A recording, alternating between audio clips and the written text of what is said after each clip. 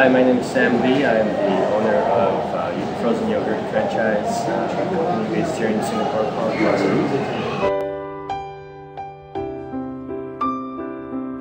It is me who I'm of Korean ancestry. A lot of Koreans pronounce the word yogurt, Yoguru. So that's how we originally came up with the word to say, okay.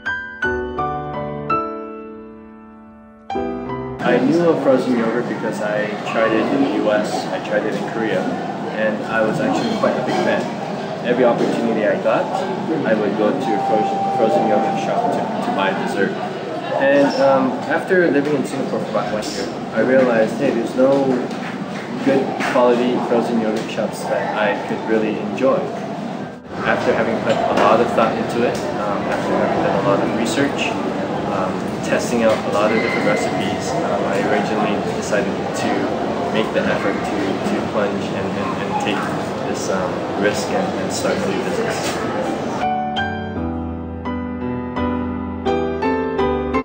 Customer service is very important. You can have a great product, terrible customer service, and people will not come back.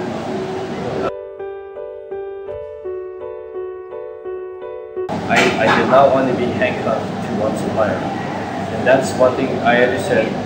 I'm not going to go for these pre-manufactured things because you're at the mercy of the supplier. If you do very, very well, and he says, I'm doubling your price, what are you going to do?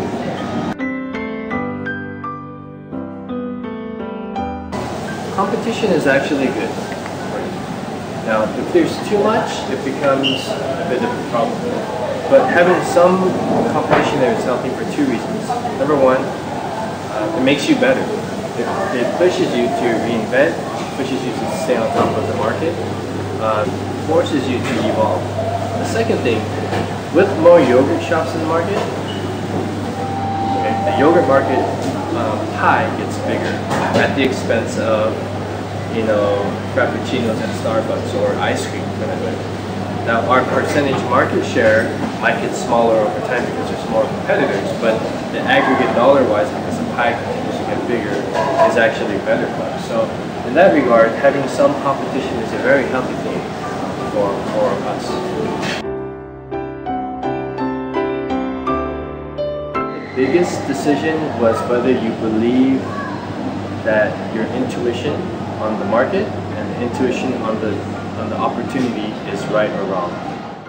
You do all your research, you talk to as many possible people as you can, you then think about it logically and say, is this a viable business or not?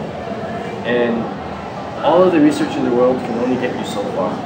To be able to take that leap of faith and say, you know what, I'm not sure if this concept will work, but I'm going to kill myself trying to make sure it does what. Entrepreneurship is about driving your passion. It's a lot of hard work to start your business. And a lot of personal sacrifices need to be made when you're an entrepreneur. Passion alone cannot do it. You also have to be smart. Right? You have to say, look at the facts, do your research. If your intuition tells you this is the right thing to do, and you're willing to, again, sacrifice your time, your sleep, your friends, your personal life, what have you, to make sure that this thing is successful, that's what will make you a successful entrepreneur. There will be so many times every single day when you will question whether you've made the right decision or not. Every time we open up a store, I question, should we do this? Or should I just be happy with the profits and just pocket it and go on a vacation? You struggle with that decision from the day you think of the idea up until the day you sell the business or that it completely collapses and disappears.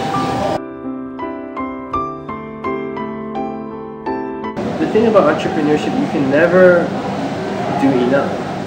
The times that you're sleeping, you stress because every hour you sleep, that's one less hour you can invest in your own company, or one less hour at the time where you can study, or one less hour in your corporate job.